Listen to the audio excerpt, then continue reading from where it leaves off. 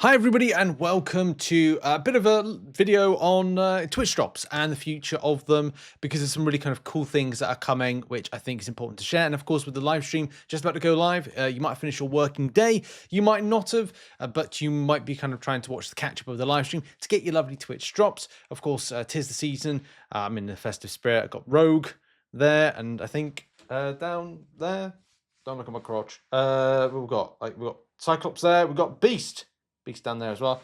And I don't. Oh yeah, and Jubilee's on my arse, or Jean Grey's on my arse.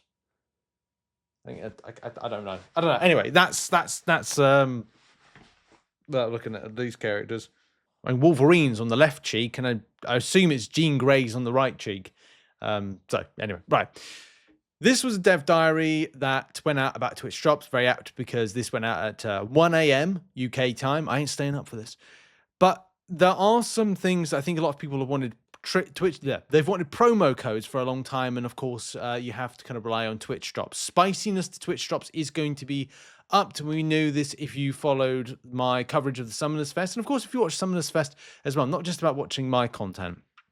One thing that I've always strived to do or done every month is do coverage of the live stream. If you've been watching the channel, then you'll know that I put out these right here. This is a write-up. I do a live stream recap video, which takes the 1 hour or 1 hour 30-minute video. I then condense it down as quickly as possible to cover 20 minutes worth, and then there'll be, over the course of the weekend, those topics expanded a bit, because it's like I'm literally verbatim reading off like this. So if you don't want to watch the video, just go to the description. Just hit the like button, go to the description. That's all I'm asking, right? I'm giving you options. Watching a 1 hour 30 live stream, watching a 20-minute video with all the visuals of the stuff that happened, or go read the description. And also, there are people that are still unhappy about that. But to those that get it, and a lot of you do, it's just like the small amount of people that get funny about it. But I appreciate everybody that supports the channel, through this particular medium that I do. Right. The other stuff that's important is the changes and the positivity of future. Kabam, in this particular forum post, Kabam Dork goes over why they made the decision and the change, which I completely get. It's difficult because it did cause the issue of, you needed to be about for whatever reason. Kabam has said that you'll probably notice promo codes are now used more often than not as well.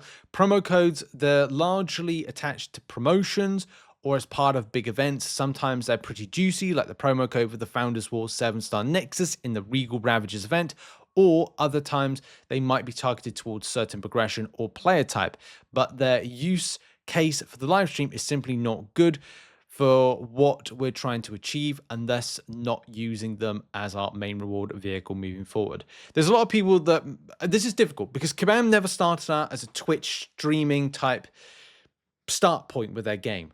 Other video games have started differently, in that when Twitch drops became a thing, they were on it. And that's why you see Call of Duty integrated into it. That's why you see a whole host of other games integrated it, so that then the player base understand that that's how you get your interaction. You interact with the game. Content creators, that's what Kabam haven't done, but we'll talk about that in a minute. And that's how you get your drops, because you've got that community and interaction with Kabam and MCOC. Let's face it, a lot of you would not want to sit through and probably didn't like. I mean, I agree that watching over 12 hours of MCOC, all the kind of stuff that's associated with it, was kind of like, look, I just wanted to get in, grab my stuff, and go. And that's fine, because people are very busy. The game is very grindy, and of course, that kind of instills in you.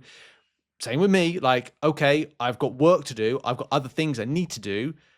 Other stuff going on in my life. I need to go in, grab the stuff, and go, because people are busy and the game is grindy. So it's in the mind. It's ingrained. I love the show. I thought it was a great spectacle, but I do think maybe 12 hours of interaction is probably not it. Maybe doing something like a 5-hour show one day, and then, I don't know, a 3-hour show the next day. But you got a lot of the drops and the kind of meaningful things that kind of go in it in the Monday, and maybe something else on like the next day. But it's not up to me to kind of make those decisions. But yeah, Twitch drops is definitely something that is a bit difficult for some, and I see why.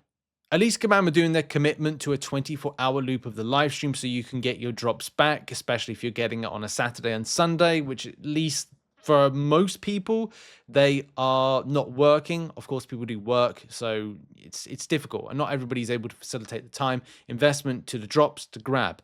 But it's certainly good to see that people interacted quite nicely with the Summoners Fest, and of course, a good amount of hype from it. I'm sure Kabam will go back to the drawing board on the length of streams, because they did say that they'd have to do, they had to facilitate 8 hours a day for 2 days, which is 16 hours. Now, the question obviously is why? Why did they have to kind of like do that? Was that something that was dictated to them? Was it something that the production company, because the product, I think it's a production company, maybe came to Kabam and say, hey, we need to facilitate 2 days worth of coverage, and it needs to be this, and this is what we're going to do. Or they felt that that's what it needed to kind of play out, like a little bit of announcements, tournament day 1, tournament day 2.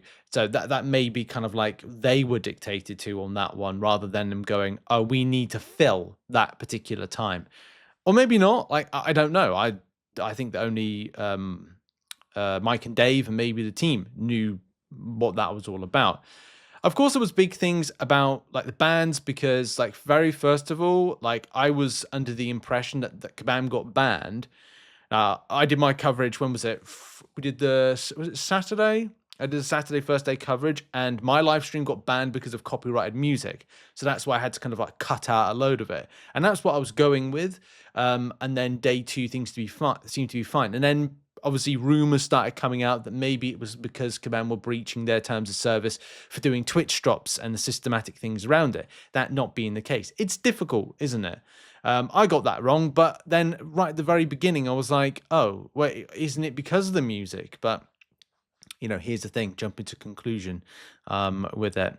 We had a significant number of participants to our surprise and delight. I know we should have done sooner, but hey, that's on us with our light experience with Twitch. We were always YouTube guys, but we now know. We know now. Yeah, that's the difficulty, isn't it? It's always been about, Twitch has always been a secondary type thing to Kabam to kind of do. I'm glad they're doing it, because it is important for video games to be represented on Twitch, because it's more of a gaming thing. Like, I go to Twitch mainly to watch video games.